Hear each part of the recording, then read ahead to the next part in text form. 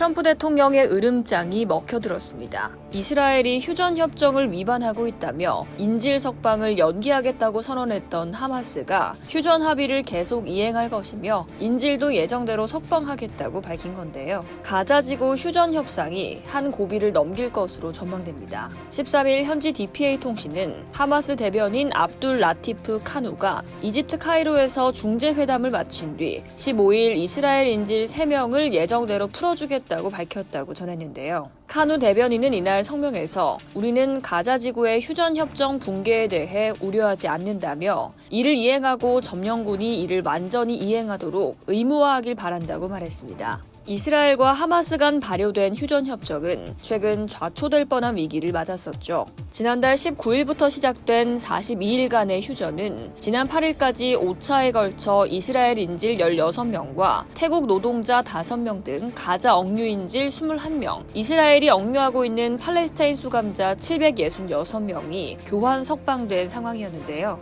추가로 오는 15일까지 3명의 이스라엘 인질을 석방하기로 합의했었지만 하마스는 이스라엘이 가자지구의 여러 지역에서 포격과 총격을 하면서 인도적 지원물자 반입을 막는 등 합의를 위반했다며 지난 10일 추가 인질 석방을 무기한 연기한다고 전격 발표했기 때문입니다. 그러자 트럼프 미국 대통령은 약속대로 인질을 석방하지 않을 경우 지옥이 펼쳐질 것이라며 하마스를 압박했는데요. 트럼프 대통령은 휴전이 어떻게 될지는 이스라엘이 결정할 문제라면서도 내 입장에선 15일 정오까지 모든 인질이 송환되지 않는다면 휴전을 취소해야 한다고 본다고 말했습니다. 이어 모든 협상은 무효가 되고 지옥이 펼쳐질 것이라고 덧붙였죠.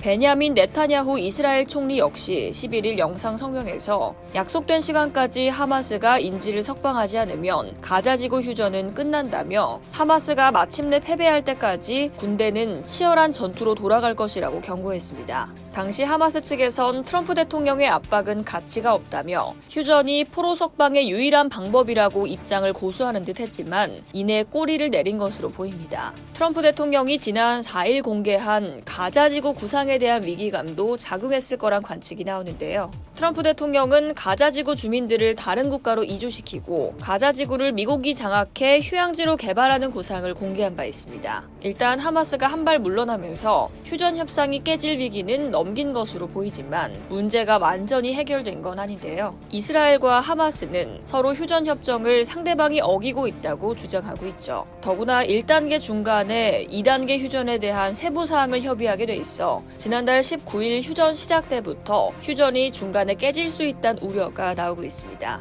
이상 여의도TV였습니다.